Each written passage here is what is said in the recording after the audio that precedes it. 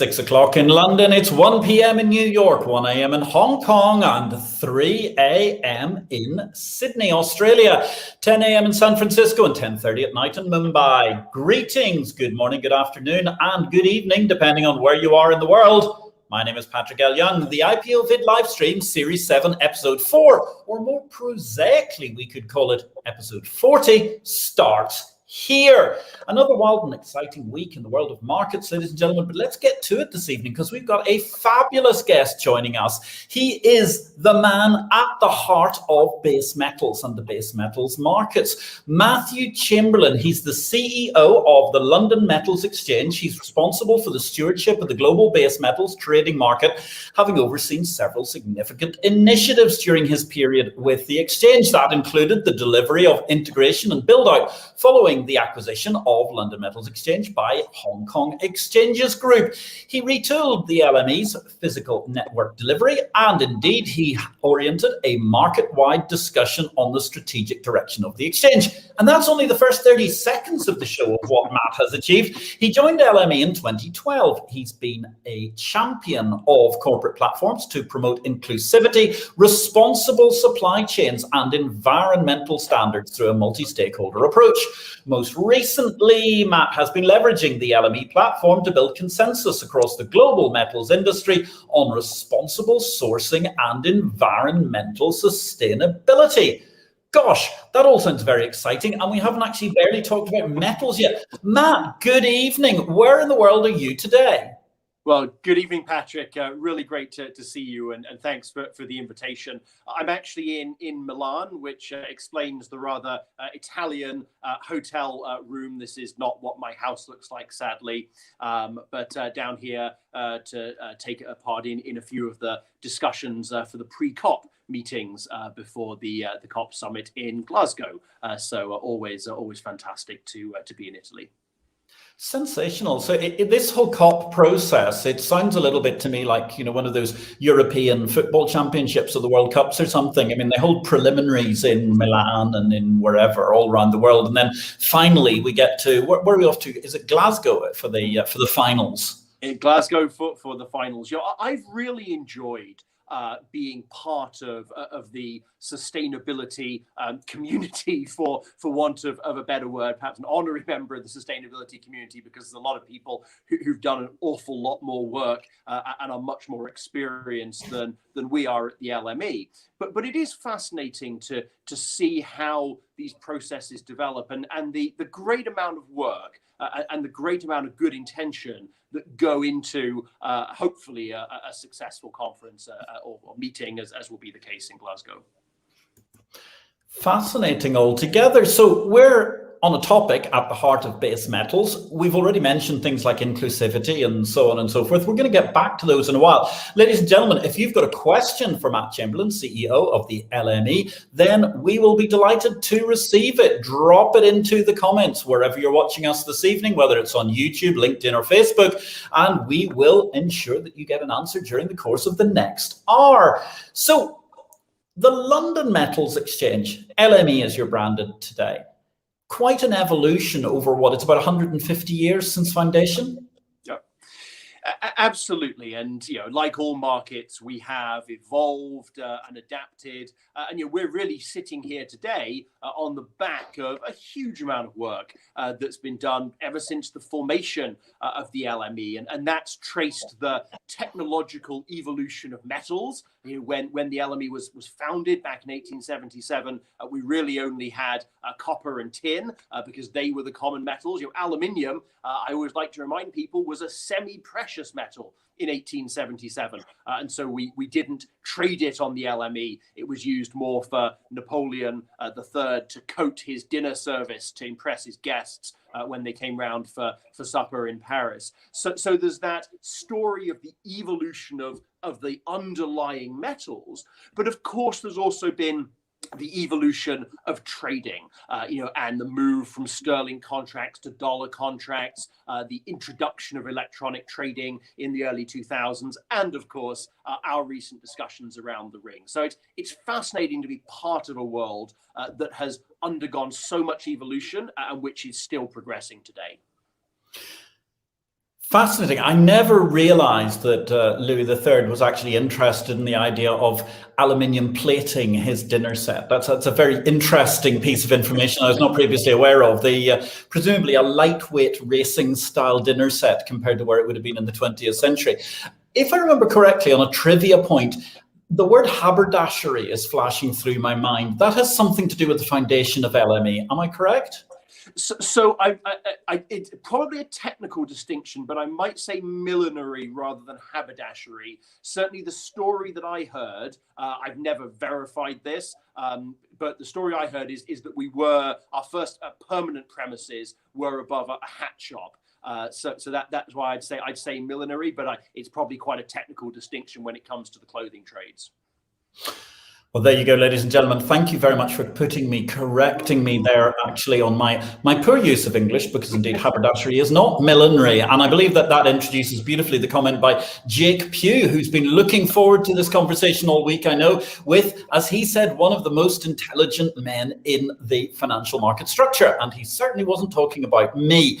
He's looking forward to a high-end, high-quality IPO-VID from Matthew Chamberlain and Patrick Young tonight. ESG will be a pivotal discussion. We're going to get back to that in a moment. So yes, the evolution of LME, I mean, is much driven by essentially what have been the industrial metals of the period. So that rather dictates how you've grown over the course of the years. What was the kind of pivotal point at which the LME really became somewhat ubiquitous, do you think? Yeah, so I think the really interesting element of our evolution, probably came in the late 70s and early 80s, sort of going back to the history, and that was when the aluminium contract really started, because you always get this debate in commodities markets about whether things are commodities. And certainly when contracts are launched, and I think the LME saw this with aluminium back in the late 70s, and of course we're seeing it now with some of the things we're trying to do like lithium, there is often this debate that says, well, this particular thing isn't a commodity because customers, end users, have very specific requirements for particular grades or particular locations where it might be sourced. And so you can have this debate about, is it appropriate for this thing to be a commodity?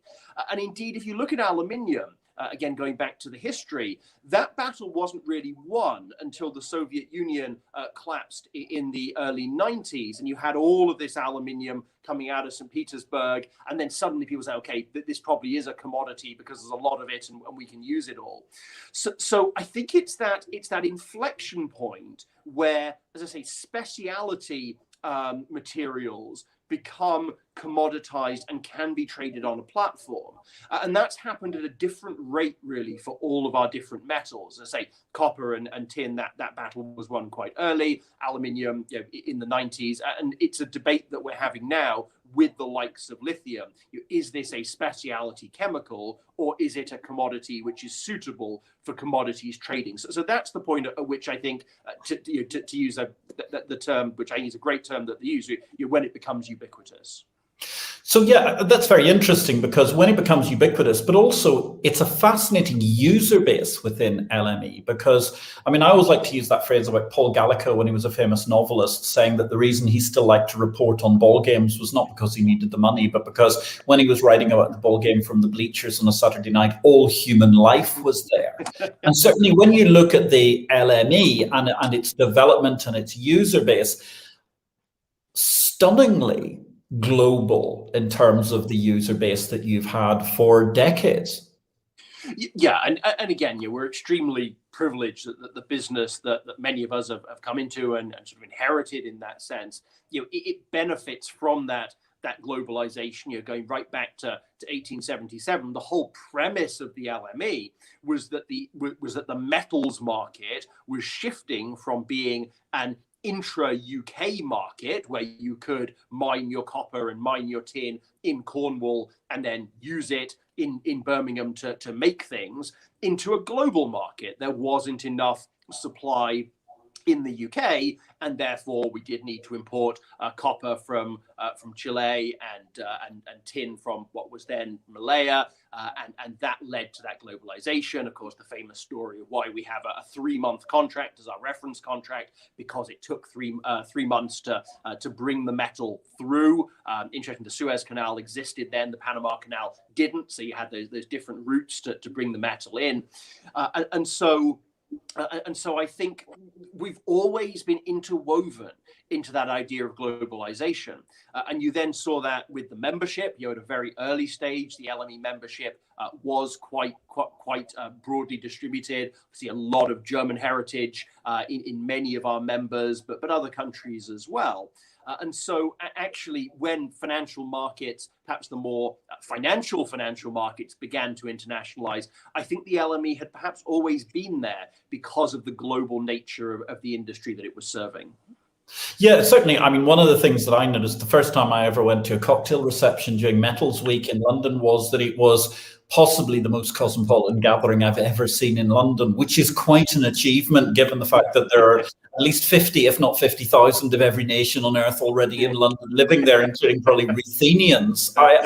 So fascinating altogether. And the price transmission method, let me just say, good evening, Simon Huckle. Thank you very much for your message. Good evening also, Martin Watkins. I think I'm misattributing quotations to you at this point in time. Thank you. It's lovely to see you. Congratulations on the appointment with Montes that was announced today.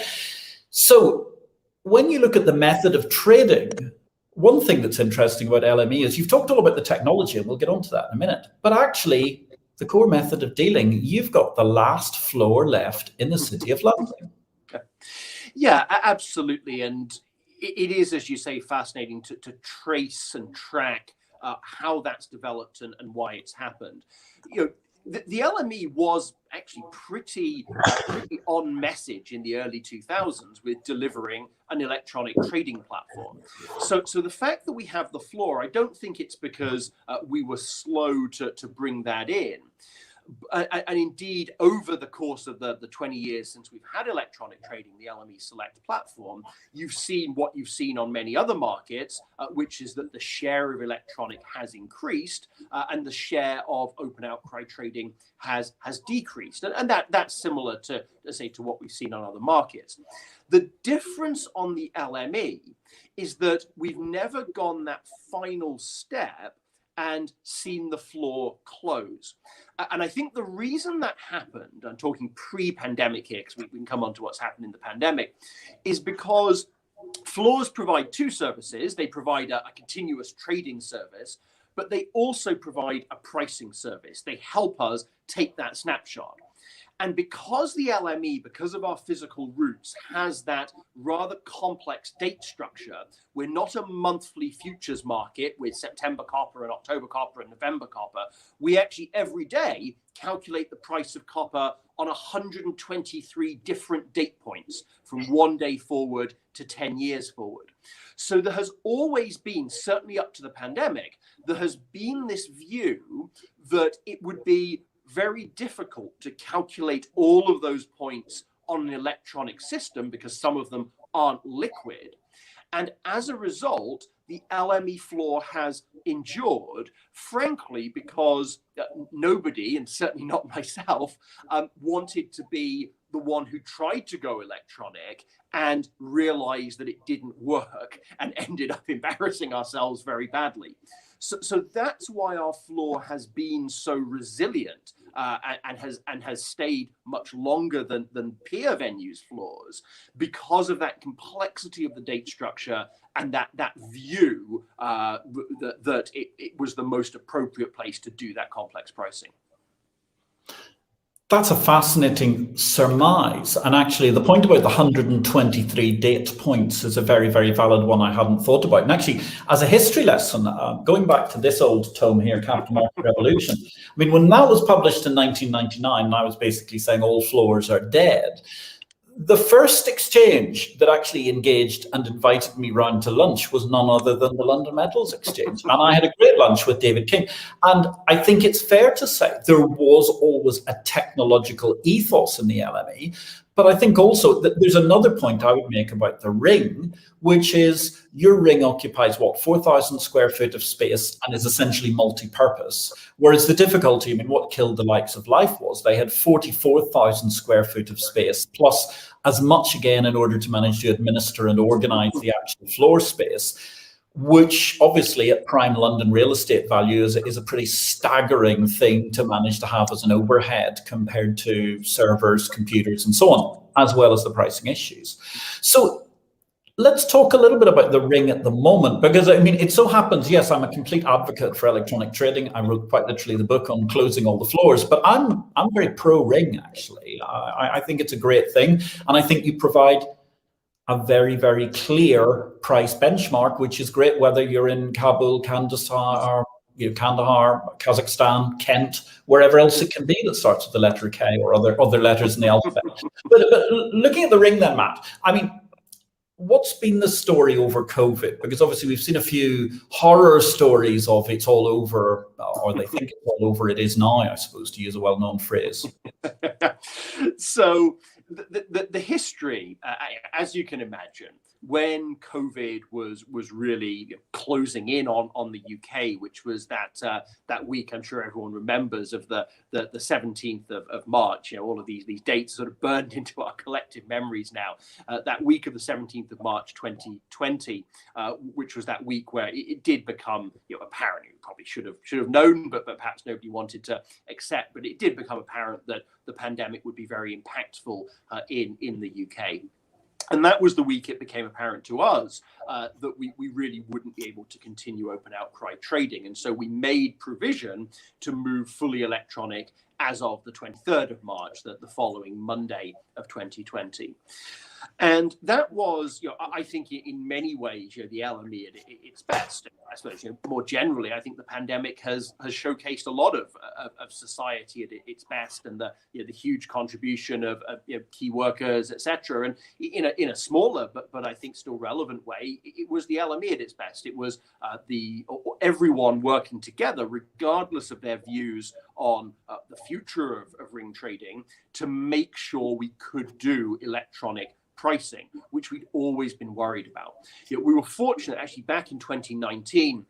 We'd done a little trial of electronic pricing in a very limited way, which we in the end we didn't pursue because people wanted to stay with the ring. But fortunately, we built a lot of the technology back in 2019. So a combination of the pricing technology which we'd already built, and the huge goodwill, particularly of the Cat 1 members, to put liquidity onto the screen and allow us to calculate prices, was extremely valuable.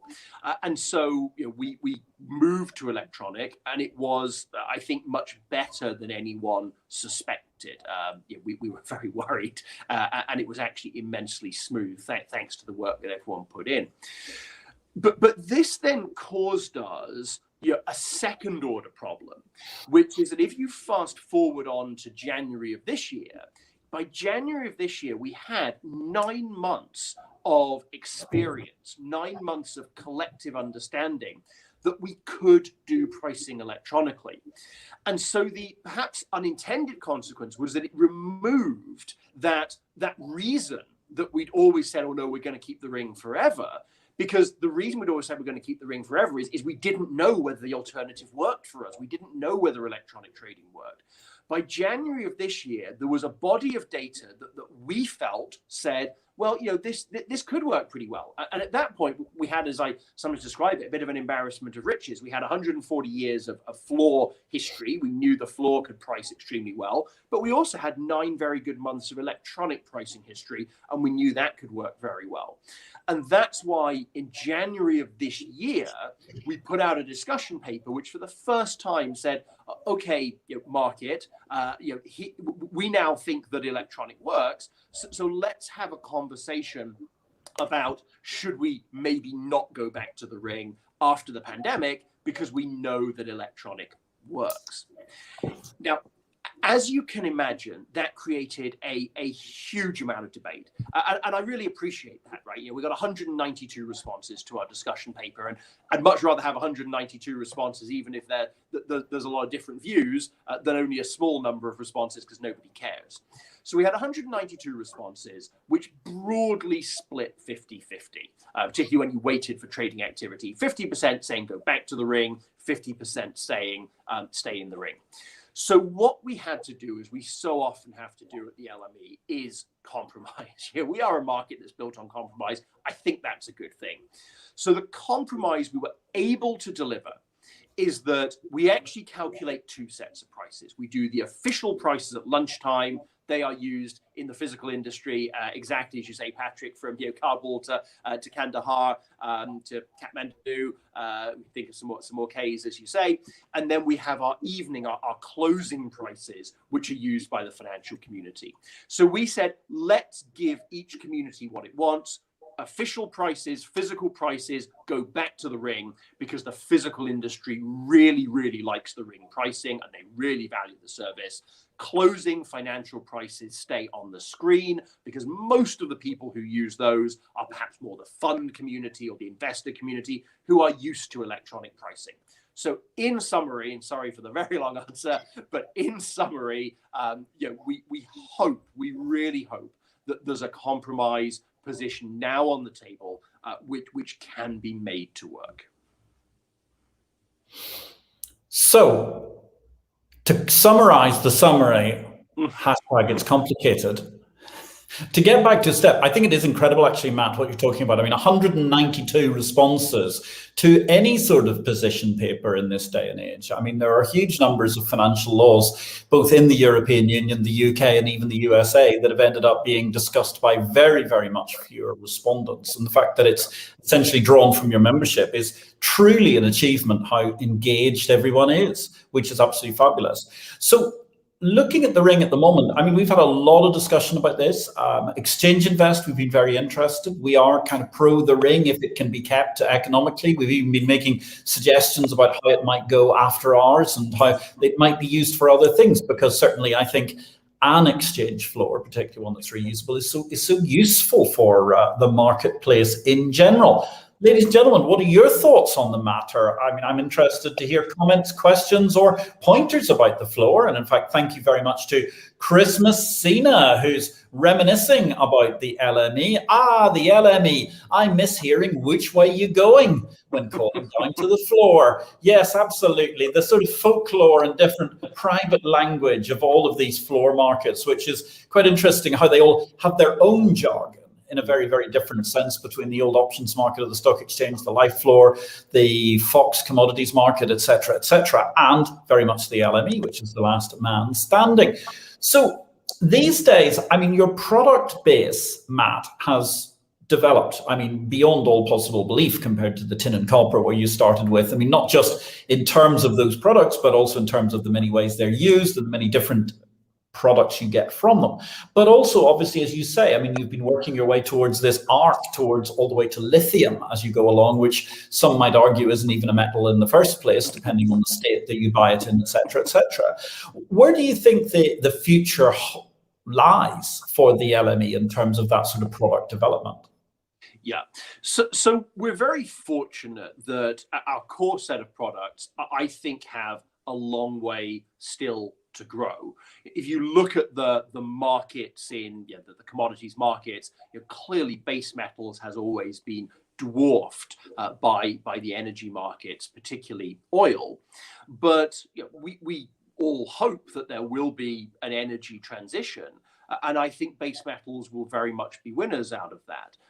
Be that copper to distribute power to all of our lampposts so we can charge our electric cars, be that aluminium for lightweighting, be it nickel for the battery in your electric car. So I quite like where we're positioned with our product suite, acknowledging that they are pretty niche compared to what is still a huge energy market. I think going forwards, we have tried to build into adjacencies with varying levels of success. So if you look at metals, we are non-ferrous, non-precious metals. So the obvious adjacencies are ferrous metals and precious metals. Ferrous metals, because the steel market is multiples the size of the non-ferrous market, we've made some good progress. Clearly, the steel industry, doesn't necessarily want its pricing bases disrupted too much. Perhaps they're a little bit like aluminium was in the 70s or 80s. But we found some good niches, particularly in scrap, where there's the ability to launch some pretty successful contracts. Perhaps on the more disappointing side, we did try to launch the LME Precious venture together with a number of partner banks, which were really was really looking at taking the London OTC market and offering some centrally cleared and exchange traded solutions. That has gone less well, which I think is a sign of the success and the strength of the OTC bullion market in London, and so be it. I think it's a great thing that London does. And then probably the third adjacency, which has arisen more recently, is the specific battery metals, particularly lithium, where we've been doing a lot of work with the industry. Exactly like you say, Patrick, there is a question: is lithium a metal or is it a specialty chemical? It kind of goes back to that point I was discussing earlier about, can it be commoditized? Can it be traded as a single global reference price, which is generally what works for our market? But we will see. It's a fascinating discussion. So obviously that's also backed up with an incredible network. And I mean, walk us through the LME's warehouse network, because that's simply enormous. Yeah. So the warehouse network is really, I believe, that the core of who we are, because it does allow those contracts to go to delivery. And like most futures exchanges, only a very small proportion of our contracts go to delivery. But that's what keeps our price honest, is that physical convergence and that arbitrage mechanism. So the warehouses, exactly as you say, have grown. So initially they were just in the UK, but today they are in jurisdictions around the world. So in the US, across Europe, including the UK, including our sort of original port of Liverpool, and then of course across Asia, which is very much where the physical metals market has moved to. They're run by partner warehouse companies whom we license, and those warehouse companies are crucial to maintaining that logistical integrity. But what we always want to make sure is that an LME warrant, so that is the entitlement to 25 tons of aluminium or 25 tons of copper or 6 tons of nickel, that all of these warrants are the real gold, not gold, but gold standard for metals in the industry. And actually, there's perhaps a little, a nice little sort of side point to that, which is that just this year, for 140 years, ever since we've started, those pieces of metal, be they in Port Klang in Malaysia or Kaohsiung in Taiwan or Toledo, Ohio, they've been represented by a physical piece of paper, which is sat in a vault in London. So that we are perhaps one of the last dematerialized markets in the world. So actually, one of the big concerns at the start of the pandemic, after we got over the electronic pricing, was that it wouldn't be possible in the event of a very harsh lockdown for the motorcycle couriers to be able to go to the vault, pick up the pieces of paper, these warrants, take them to the members, and then to release the metal. So actually, the whole global metals industry might be gummed up because the motorcycle couriers wouldn't be allowed to drive around London. So what we've built this year and implemented back in March is the world's first dematerialized metals warrant depository. And that doesn't sound particularly exciting if you come from the equities world, because you say, well, everything's dematerialized in the equities world. But if you think about it, equities dematerialization works because the equities sit under a national law, and most countries have their own legal framework that says, yeah, go ahead, you can dematerialize equities. There is no such construct for metals that could be sitting in the UAE, could be sitting in the US, could be sitting in Germany. So we've had to be really creative, I think really innovative in how we've built a dematerialization legal framework. And that's been a really nice experience working with the members, working with the warehouses to deliver what I think is a great new innovation, which is that we can now dematerialize metals. Fascinating altogether, really intriguing. Well, let me just jump for a second too. We got a question from Chris Messina. Here we are at the heart of the metals market with the CEO of the LME, Matt Chamberlain, this evening. Chris Messina is asking, curious if Matt has any ideas of how to get incremental new business for, say, nickel onto the market versus, in inverted commas, just being a reference price for off-exchange bilateral trading. I think this is a really interesting question, and it goes to one of the big trends that I think we're seeing in commodities markets right now. So exactly as Chris says, the challenge is we produce a global nickel price, and what that really means is it's the price of our worst brand in the least desirable place in the world, because we're a seller's option market. So a seller of our contract will always deliver the least valuable warrant they can find. Now, obviously, we have rules to make sure that even the least valuable warrant is still good nickel in an area of net consumption, so it's still valuable.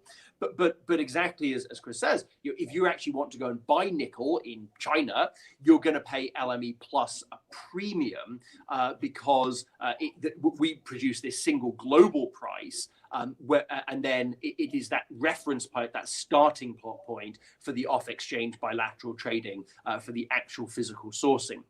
So what we've seen, perhaps not so much in base metals, but in other commodities, is the rise of spot trading platforms. And I think this is a fascinating trend because it's effectively a digital workflow solution for something that's happened since the dawn of time, which is the physical trading of commodities. And I do believe that digitized spot trading platforms where buyers and sellers can come together and not just trade LME metal at the LME price, but then say, okay, I want to get more specific. I want to buy this brand of nickel in this port, with these chemical characteristics, and to pay an upcharge on that and to negotiate that on a spot platform, I think is a really fascinating development. And it's one that we're seeing in a number of other commodities, and certainly the LME has said it's an area that we're looking at in some detail for precisely this reason. Thank you very much, Matt Chamberlain, for that. We're at the heart of the metals market for the discussion this evening with the CEO of the London Metals Exchange, the global benchmark pricing service for a vast amount of the non-ferrous, non-precious metals business. Thank you, Chris Messina, as well, for that excellent question. I'm going to move on, actually, if I may, Matt, to another question. It's coming in from Martin Watkins. Congratulations once again, Martin, on being appointed CEO of Montes. That's Archax's new CSD infrastructural arm that was launched today for the digital world.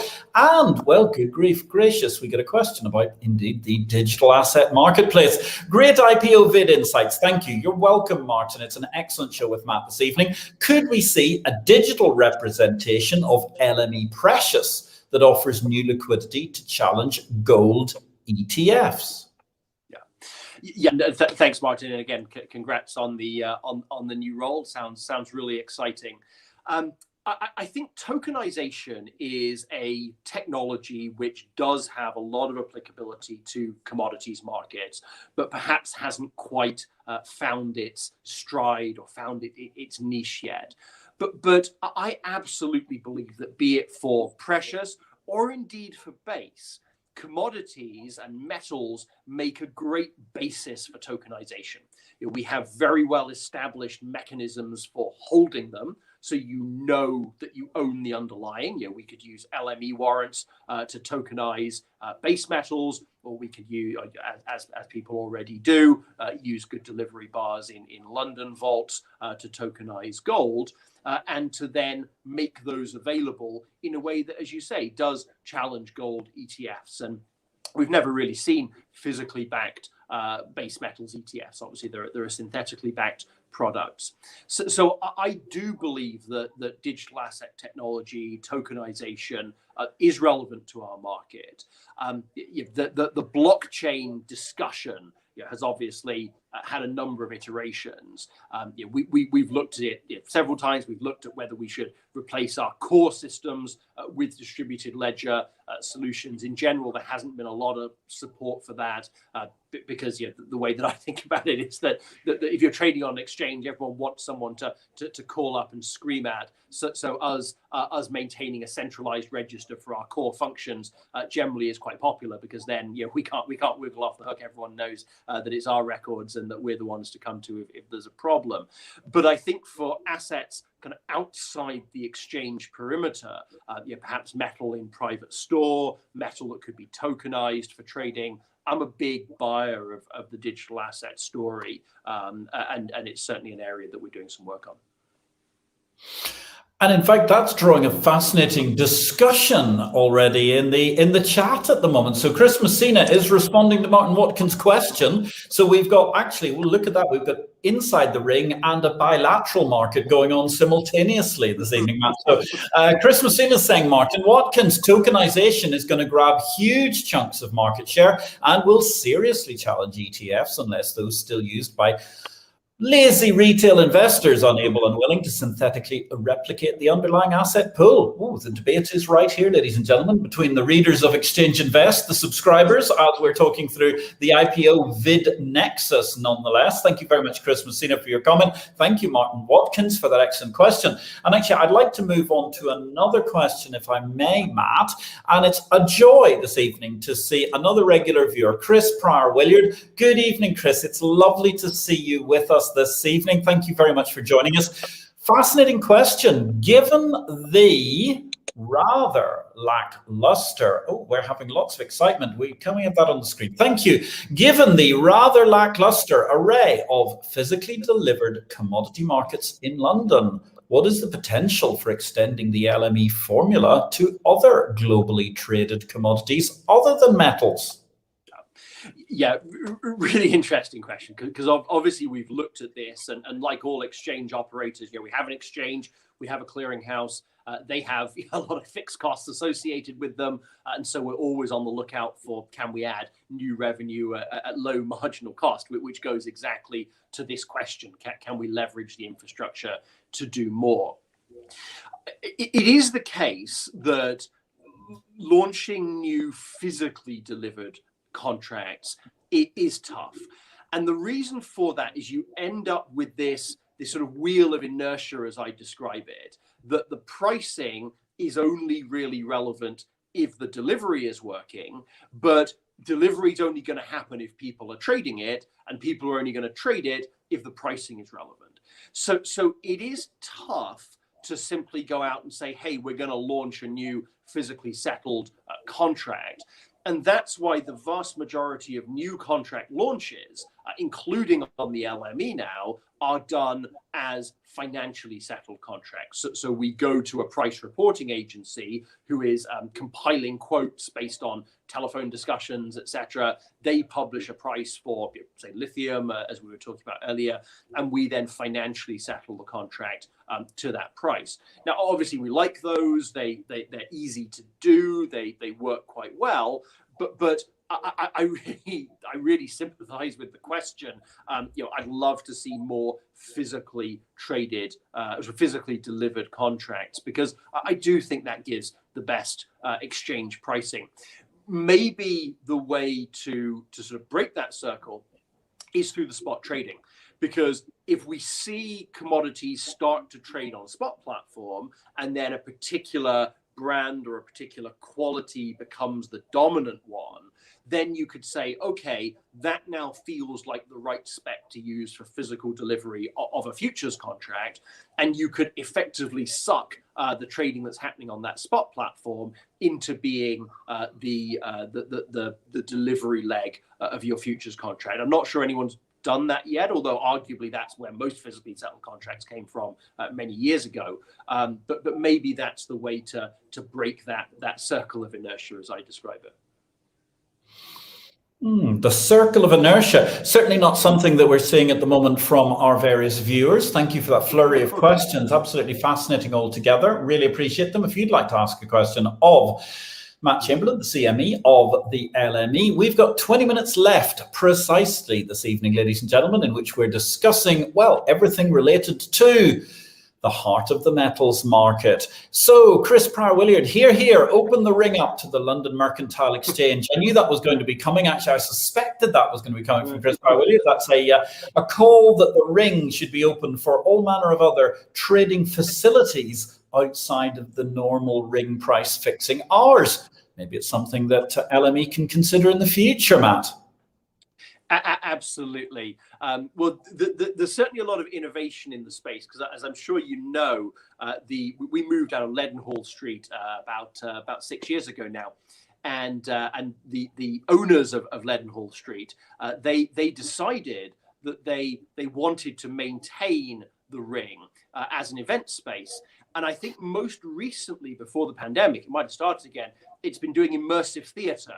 So there was an immersive War of the Worlds experience, based on the Jeff Wayne musical. Actually, I really liked that, and I wanted to go and see it, but I didn't get in before the pandemic. So maybe we're not going to go quite as far as offering immersive theatre in the new ring. Although if anyone has any ideas for that, then feel free. Maybe have some amateur dramatists. But I do think that the ring can do more. And now, having reached this point where I think we have a stable compromise, as I say, with those official prices in the ring, I fully realize that the ring dealers don't have as much business to execute on the ring as they used to. Obviously, we've tried to help that through fee discounts, etc. But the question is, will that be enough? Given that we now want this compromise to work, we want the ring to have a solid future. Other commodities, other ideas. We've talked about options in the past. Maybe those are all things that we could look at, and we're very open to those discussions. Fascinating altogether. The idea of the War of the Worlds actually sounds a little bit like actually a history of the LME over 140, 150 years. I mean, I was quite interested earlier on, you were talking about tin. I mean, the thing, all I can remember about tin, obviously about 60 years before the LME actually opened, was, I seem to recall, there were actually fewer British soldiers fighting Napoleon at the start of the 19th century than there were actually defending the Cornish tin mines from the rest of workers, which was one of those things. So yes, something like Montagues and Capulets, as our production team are saying, it sounds a bit like to me. Interesting idea, given the fact that we've just had a fund manager write an opera which is being run at Glyndebourne. Surely amongst the cadre of people of the City of London inside the metals markets and elsewhere, there must be the capacity to manage to put together some immersive theatre, amongst other possibilities. The London Mercantile Exchange is the idea from Chris Pryor-Williard, which is, I think, a fascinating one. Drop us a message in the comments if you'd like to add further to the debate, ladies and gentlemen, or ask a question of Matt Chamberlain, CME of the London Metals Exchange. We're here at the heart of the metals market with 17 or 18 minutes to go. So thank you very much for all those questions. You mentioned clearing actually a moment ago, and that's one thing which has been a very exciting development over the course of, well, actually pretty much since you joined the exchange. I mean, I think the plan was in action before you were there, but you created your own total central counterparty clearinghouse with some very, very nifty functionality, Matt. Yeah, and the LME Clear team who built that platform, and as you say, that was in train even before the HKEX acquisition. I think really had an opportunity to build that clearinghouse from the ground up as an EMEA compliant clearinghouse, but also as a real-time clearinghouse. So assessing risk in real time, running the calculations, calling margins. So it was a great opportunity as a relatively new entrant to build a best-in-class clearinghouse, and we're very proud of the way that it runs today. There's only 3 clearinghouses left in London, which I think speaks to the challenges of their scale and the regulation obviously the issues we've had around Brexit preparedness, but we are very proud to have our own clearing capability. I think it is important if you want to be a real player in the capital markets game, because it means we can bring products to market more quickly, and it means that we can work very closely on things like optimal margin levels, etc. And do you think that that's helped you with, say, what has been actually some very, very strong volume growth across the LME in recent times? Yeah, I certainly think it's meant we can be more responsive, more adaptive, and so a couple of examples of that. The first is that we can build new functionality that's quite specific for the metals markets. An example of that, it's one that isn't used as much as I would like it to be, but I think is actually a really clever solution, is the use of warrants as collateral, because our members are generally sitting on a lot of metal represented by these metal warrants, and they are, depending on which way your contract is, they're either a perfect hedge or a hedge with a bit of wrong way risk, but that can be managed. They are a very good source of collateral that we can use to mobilize that liquidity and hopefully help people to trade more. And that's something that you can only really do when you have that in-house clearing capability and that very strong linkage within the group. So it certainly has helped us to drive forward the strategy, probably in a quicker way. So just to explain very briefly, I mean, you joined the company essentially as a result of the Hong Kong Exchange's acquisition of LME, although it was in a slightly roundabout fashion. Yeah, so I before being at the LME, I was an M&A advisor in banking. So sort of it's you'd work on all of these deals, and then you'd walk away and work on the next deal, and leaving behind you all of this scorched earth that transactions always cause. And I had the privilege of working for HKEX on the acquisition, and Charles Lee, who was then our group CEO, he said, "Well, Matt, at some point you're going to have the guts to actually take part and see what happens with one of these deals that you advise on." So I thought, maybe this is the opportunity. Charles is a great boss, and there's a great team at HKEX. So it felt like the right time to make the move from advisory and move in house. But it was certainly not what I would have planned for my career.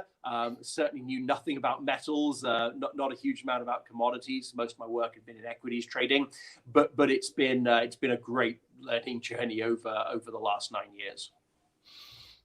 So over the course of the journey, over the course of the last 9 years, I mean, it's very interesting to look at how I think the metals market has stayed the same, but underneath there have been a lot of factors that have started to bubble up, emerge, which have affected, I mean, quite strongly how you do business, but at the same time haven't actually affected the metal per se.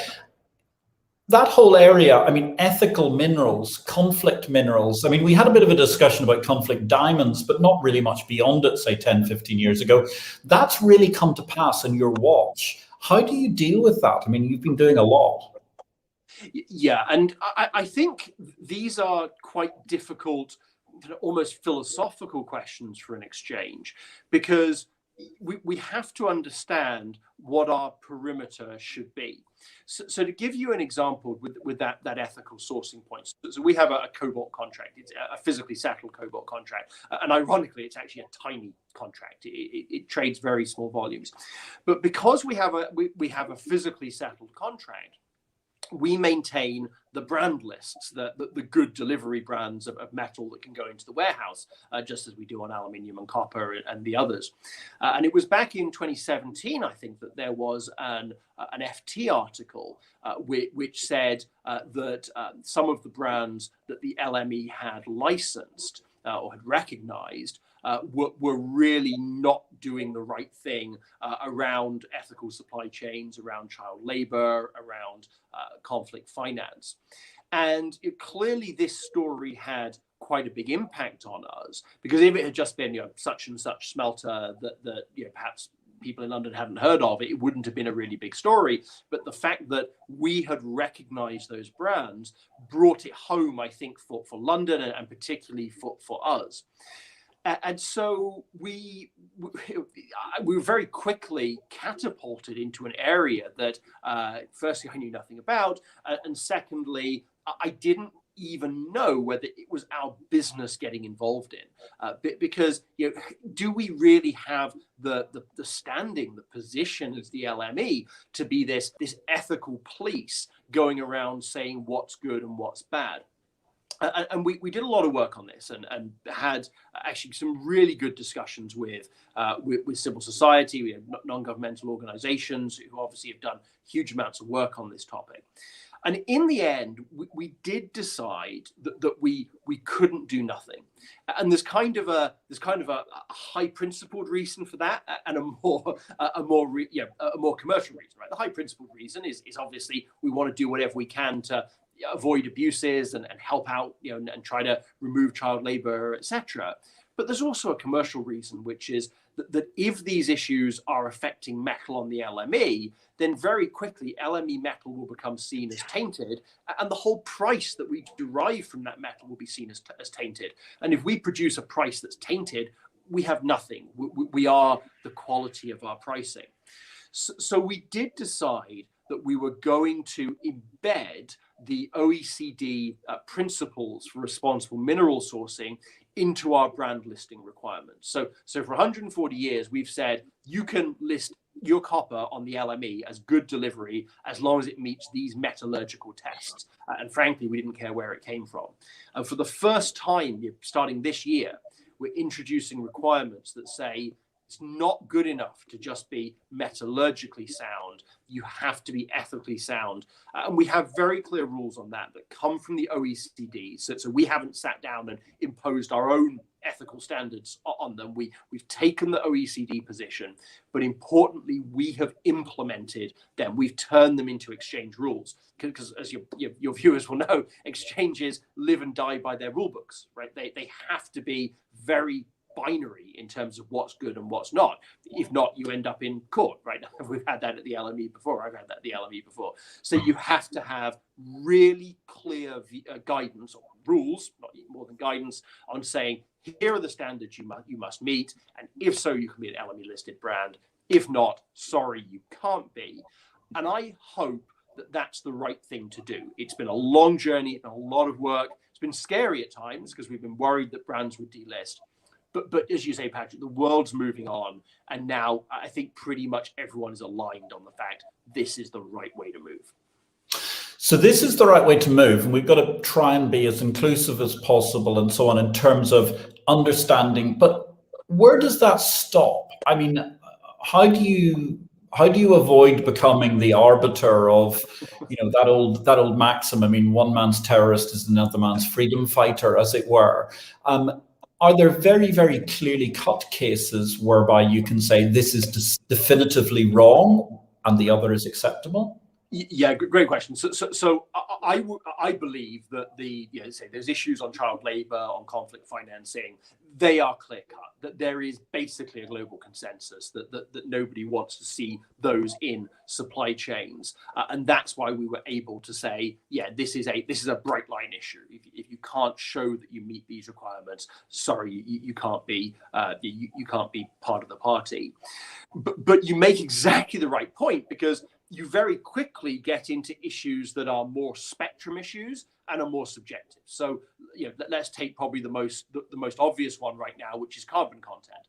So obviously, everybody wants to know that the metals they use have a low carbon content. But there is no agreement in the market as to a threshold. Saying if I take aluminium, you could say, any aluminium that produce more than 6 tons of carbon dioxide equivalent per ton of aluminium smelted is high carbon, and it must be removed.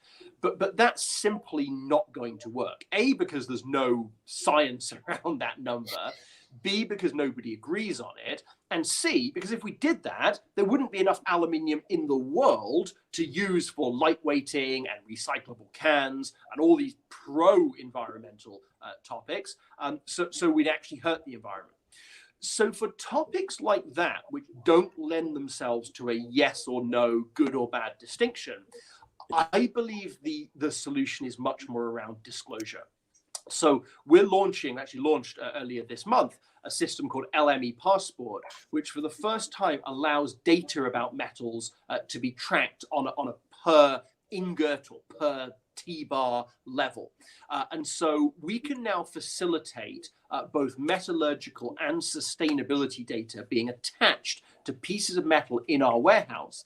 And I think that's the right way to do it, because it's then not the LME saying, oh, it's 6 tons of carbon dioxide, it's 8 tons of carbon dioxide. It's about the LME saying, we'll help you understand the impact of your purchasing decisions, and you should then make the right decision based on what your downstream consumers are going to say. And I think that's a very nice, capitalistic, markets-led solution to a problem that's going to be a big issue for markets.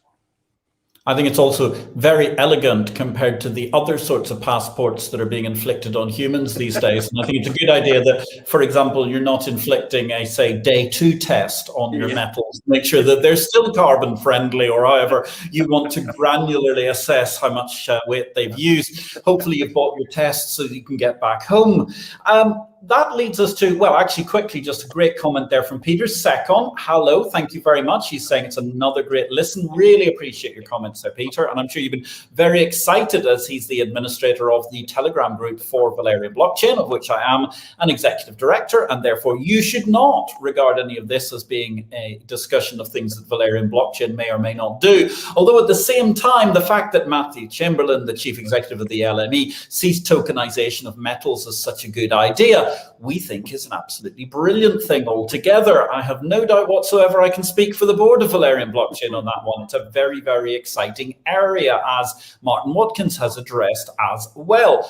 Okay, so look, it's very, very interesting to talk about this huge gamut of metals trading, everything that's going on therein. But actually, let me just ask you then a broad final question, all about essentially, well, answer as you wish. Where does the capital market revolution go next, Matt? Yeah. So I think it's going to be very much a democratization of capital markets. I think actually what we've seen during the pandemic, as people wanted to have things to do and got a lot more involved in capital markets, whether that was trading meme stocks or, in some cases we saw trading commodities. I do think that democratization, that idea that individuals can participate in capital markets, is a really powerful force. And it's one that we feel quite acutely at the LME, because our copper contract, particularly with where copper has gone recently in terms of price, our copper contract is $250,000 notional, right? That's $20,000 of initial margin to trade one contract. That doesn't feel particularly democratic or accessible, and it's why we're pushing quite hard on our mini contracts that we actually launch on we list on our parent exchange in Hong Kong, and it's been really nice to see them do some good volumes this month. So I think that idea of people getting closer to capital markets, be that through mini contracts, be it through micro contracts, be it through tokenization, I think is a really powerful force that's, obviously from a self-interested perspective, it's going to drive more volumes. We've seen that. But I also think it will make people feel closer to the markets. It'll make them feel that the markets are there to serve them. And particularly if we can add to that the issues that we know people care about around sustainability, if we can give them the transparency, I think that could be a very good social contract, as it were, in terms of how markets operate. On that note, a social contract between markets and how they operate. Next week, we're going to have a fabulous guest. We've got Shari Noonan, who's coming in to talk about the new frontiers of private markets. Join us, same time, same place, next Tuesday. We'll be into October by then. My goodness, the 5th of October, 7 p.m. CET, 1 o'clock Eastern if you're in the USA.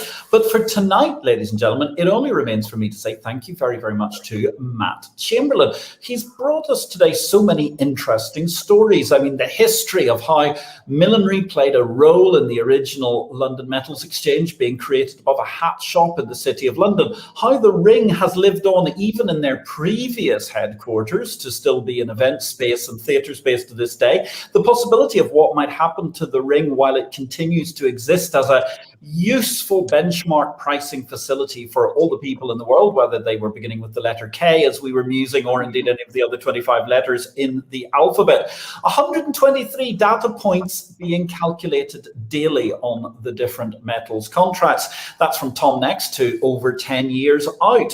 From a base of copper and tin to these days, cobalt, aluminium, lithium, and all of the other interesting and intriguing metals which ultimately are powering our industrial world, and more importantly, enabling this discussion. Where would we have been tonight if we didn't have aluminium and lithium alone, let alone half a dozen of the other metals that are being traded on the exchange? I, for one, would have certainly been pedaling very hard and out of breath in order to manage to bring the electricity here.